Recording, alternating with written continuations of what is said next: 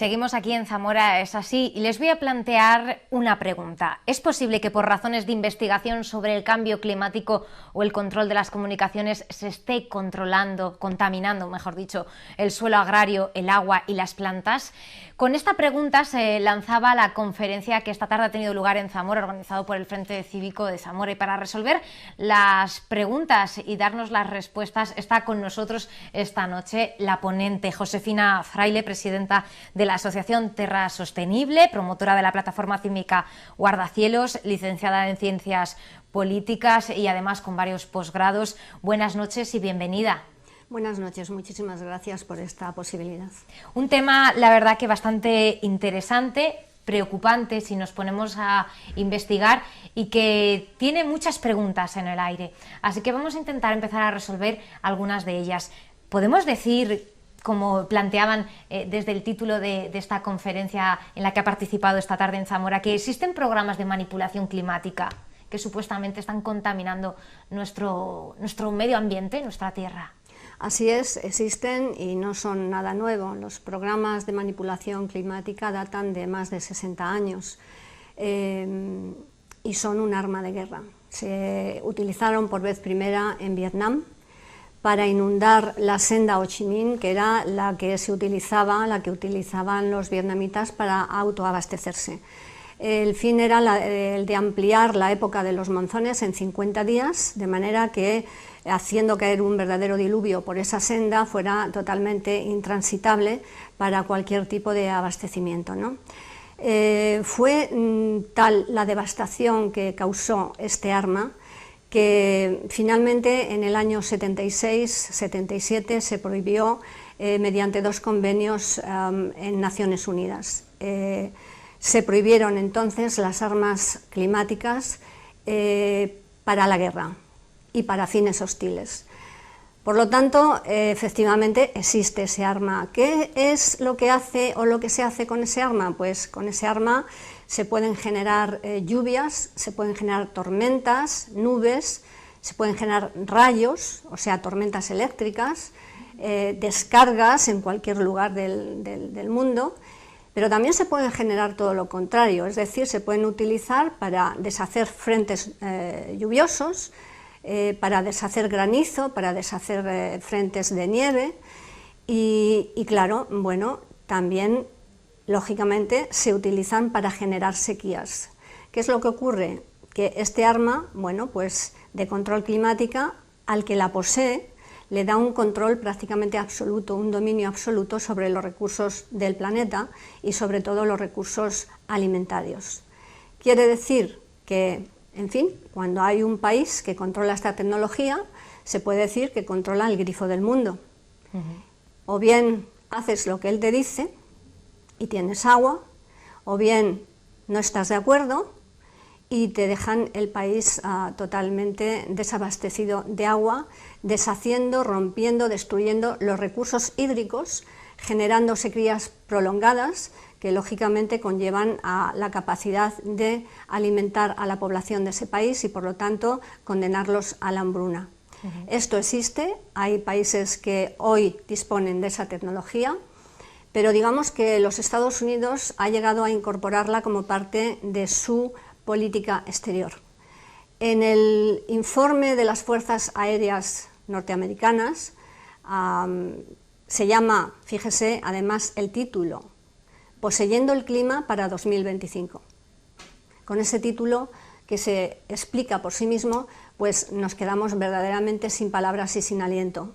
Que alguien pueda arrogarse el poder de controlar el grifo del mundo es algo que nos supera a todos. Entonces, bueno, en este mismo informe se dice que formará parte de la política exterior de los Estados Unidos, quiera el mundo o no quiera, y que esta política se va a imponer a través de convenios bilaterales, a través de organizaciones como la OTAN, que es lo que nos compete a nosotros, o a través de las Naciones Unidas. De hecho, en la última Asamblea General de Naciones Unidas, en el apartado D de su quinto informe sobre cambio climático, el IPCC ya de alguna manera reivindica esto que se denomina geoingeniería. visto así, la verdad que da un poco de terror, aunque por otro lado uno puede pensar, bueno, pues no está mal, ¿no? Si se ha avanzado, se ha podido descubrir una tecnología que nos ayuda, podría facilitarle la vida a muchas personas en zonas donde sufren sequía o donde pues a lo mejor se necesita a lo mejor cierto control, pero utilizado de esta manera puede asustar, porque hasta qué punto se puede presionar con esta, o Estados Unidos o algún país poderoso puede presionar con esta tecnología a otros. Bueno, está claro que cuando tienes esta tecnología puedes presionar a quien te dé la gana. De hecho, yo el año pasado, no, este año, estuve muy preocupada con la reacción de Pyongyang, por ejemplo, en Corea del Norte, que estaba decidido a iniciar una guerra nuclear, ¿no? Y pensaba lanzar una cabeza nuclear contra los Estados Unidos. Bueno, Estados Unidos tiene una lista de países, ellos en su jerga de clasificación de los países, pues unos son países parias, donde no se respetan los derechos humanos, etcétera, pero otros son los países canallas, que son los que están totalmente en contra del gobierno americano. Entre esos países canallas está, por ejemplo, Corea del Norte, donde hace que no llueve una eternidad y lógicamente no pueden alimentar a sus propios ciudadanos. Entonces llega un momento en que finalmente, en fin, no se justifica la actitud de este gobernante, ¿no? Pero se llega a entender la desesperación de un gobernante y la desesperación de un pueblo, sabiendo que le están obligando a pasar hambruna solamente porque están en la lista de los países canalla, ¿no? Cuba es otro ejemplo, ¿no? Pero bueno, Cuba ha tenido recursos felizmente para restaurar sus sistemas hídricos y en ello están. Josefina, la gente se preguntará en casa, bueno, esto nos queda muy lejos. Estamos hablando de países que están a miles de kilómetros de Zamora, pero sí que aquí ya empieza a haber preocupación. ¿Dónde, en qué zonas se están empezando a despertar las sospechas ante esa utilización de la geoingeniería? Bueno, una cosa que tengo que explicar es lo siguiente. En el momento en que estos métodos, esta tecnología de guerra se prohíbe por Naciones Unidas, lógicamente vamos a hacernos la pregunta, ¿es que un país que tiene el dominio del control del clima, que le da el dominio sobre todos los recursos del planeta, sobre todos los países del mundo, va a renunciar a ese dominio porque ha firmado, por cierto, con mucho retraso, el convenio de Naciones Unidas? No, no va a hacerlo. Lo único que le queda a este país es cambiar el collar al perro, es decir, es generar un problema global para después venir con una solución global. El problema global fue el generar la nueva religión del cambio climático, ¿no? Echándole la culpa al exceso de CO2 en la atmósfera. Bien, entonces la solución es un poco como el bombero pirómano, ¿no? Después vienen con la solución, decir, mira, aquí esto está fatal, hay mucha acumulación de gases efecto invernadero de CO2 en la atmósfera y aquí la única solución, bueno, pues no es la lógica, sería: se acabó el CO2, es decir, vamos a recortar drásticamente las emisiones de CO2. No, ellos lo que dicen es, mire, aquí esto vamos a resolverlo de otra manera. Aquí viene la geoingeniería, que tiene una fórmula extraordinaria, es la de meter miles de aviones en los cielos de todo el mundo y dispersar aerosoles de partículas metálicas. ¿Para qué? Pues mire usted, así el Sol, cuando vamos a impedir que el Sol, los rayos del Sol, den directamente a la Tierra, porque como va a haber una especie de filtro solar, una especie de escudo, van a rebotar en ese escudo de nuevo al espacio y no llegarán a la Tierra. Bueno, eso es de locos, es de locos. Entonces, aparte, la físico-nuclear, nuestra querida Rosalind Bertel, que por cierto era religiosa y no defendía ningún interés corporativo, decía que esto matemáticamente era imposible. Aparte de todo, curiosamente, al que se le ocurrió esta brillantísima idea, todas estas propuestas y fórmulas vienen del laboratorio de la bomba nuclear. Al que se le ocurrió esta brillante propuesta fue al padre de la bomba de hidrógeno, un tal Edward Teller, que era el más jovencito del proyecto Manhattan, padre de la bomba de hidrógeno. Bueno, pues se le ocurrió y él no era creyente de que existiera un calentamiento global. Él lo ponía en duda, pero sin embargo crea una fórmula para contrarrestarlo y, digamos, para, de alguna manera, enfriar la atmósfera, ¿no? O sea, Josefina, para que nos quede claro, en la década de los 60 se inventa una tecnología, un instrumento que se utiliza para la guerra, se prohíbe, pero esa herramienta se puede seguir utilizando o se está utilizando para el control del cambio climático, para contrarrestar las emisiones de CO2 en principio. No se puede utilizar. Es decir, eso es lo que nos cuentan. Para que ellos puedan seguir con sus investigaciones y aplicaciones de control de clima como arma bélica, ellos han disfrazado esas actividades, le han puesto el nombre de geoingeniería para paliar el calentamiento global. Pero eso es lo que nos cuentan. Lo que en realidad es lo que hay detrás, ¿no? Es que esto sigue siendo un arma, y es un arma climática con un impacto totalmente incalculable sobre la naturaleza y sobre la vida de las personas. Y esto, la manipulación del clima, la geoingeniería, es la manipulación deliberada del clima a escala global. Ha empezado en los Estados Unidos en la década de los 90, pero a nosotros nos llegó de mano de la OTAN a partir del 99, si bien antes ya se habían hecho algunos ensayos, como nos consta, desde el año 85 con el gobierno socialista, ¿no? Entonces, bien, ahora ya no son ensayos, ahora es un programa en toda regla, y que lógicamente al ser global nos afecta a toda España, pero aparte de estos programas después hay ensayos particulares, y un ensayo particular que no sabemos de qué ni para qué se está llevando a cabo en La Guareña.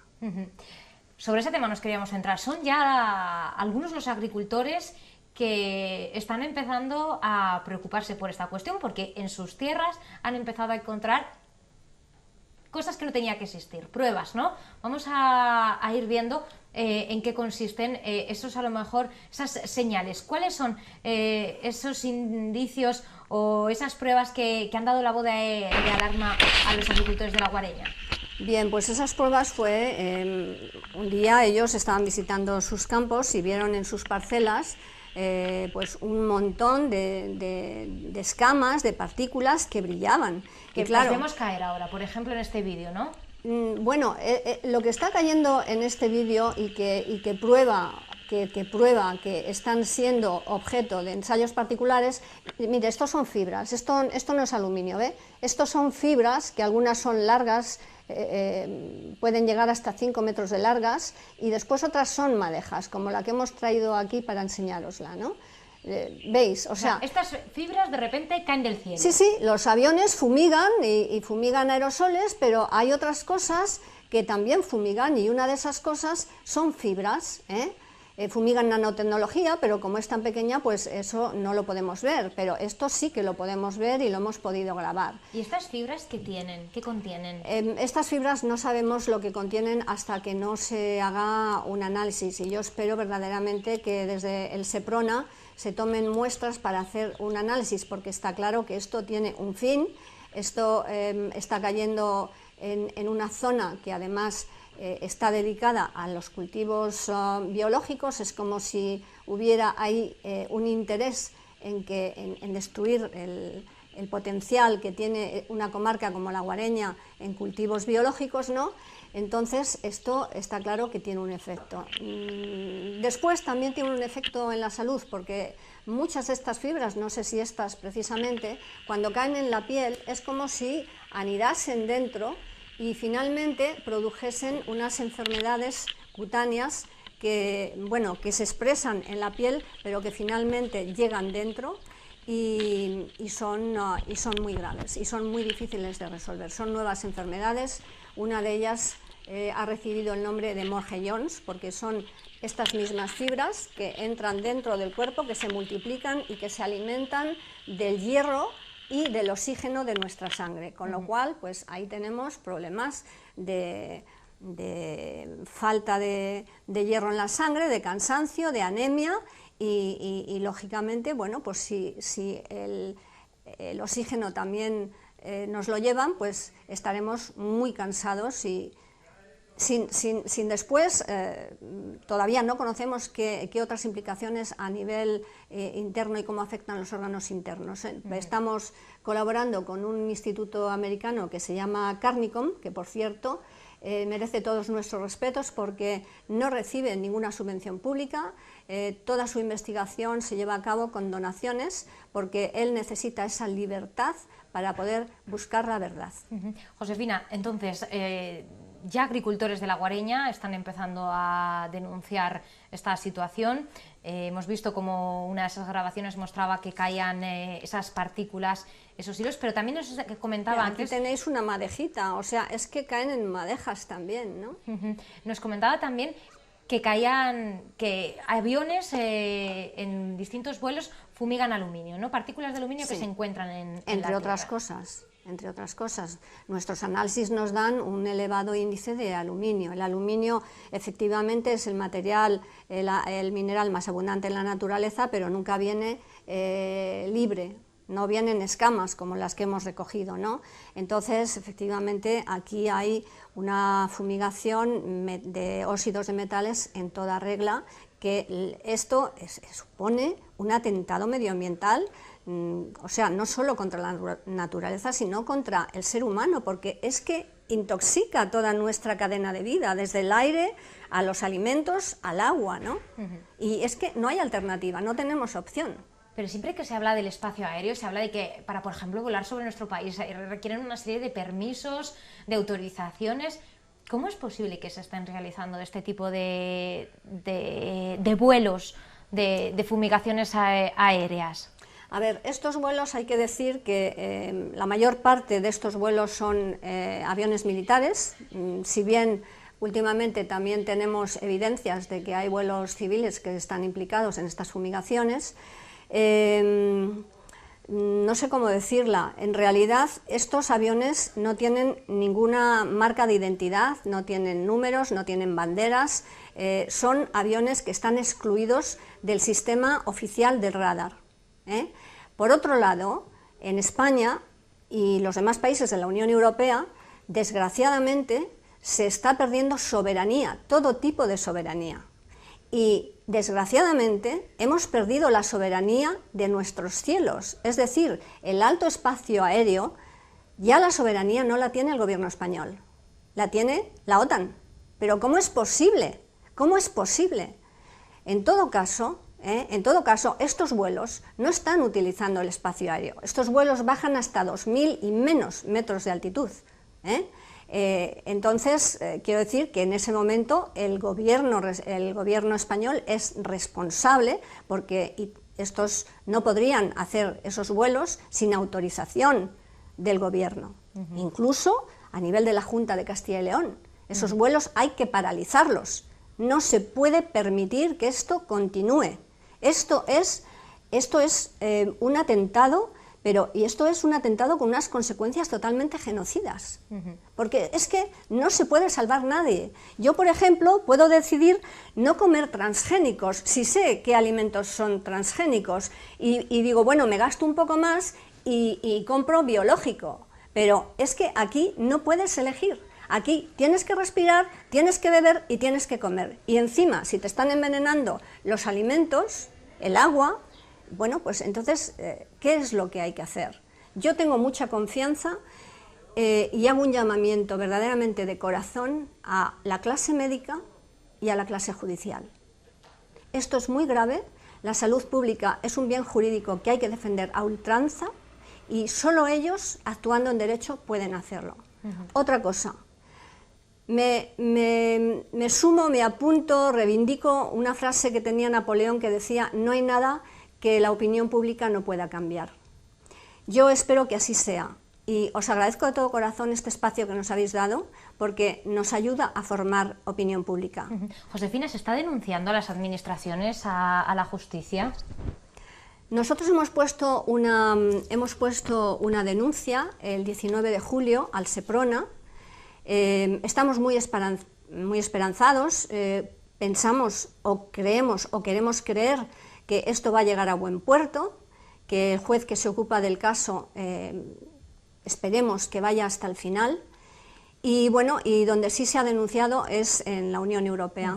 Hemos llevado el tema al Parlamento Europeo en el mes de abril y bueno, en estos momentos hay en marcha, claro, lo hemos llevado ¿por qué? Porque los ciudadanos de la Unión Europea es que estamos todos en la misma situación, nuestros gobiernos lo niegan, porque imagínese usted si lo admiten, el coste y la responsabilidad civil y legal es que no habría manera de cubrirlo por todos los daños materiales y en vidas que esto ocasiona, ¿no?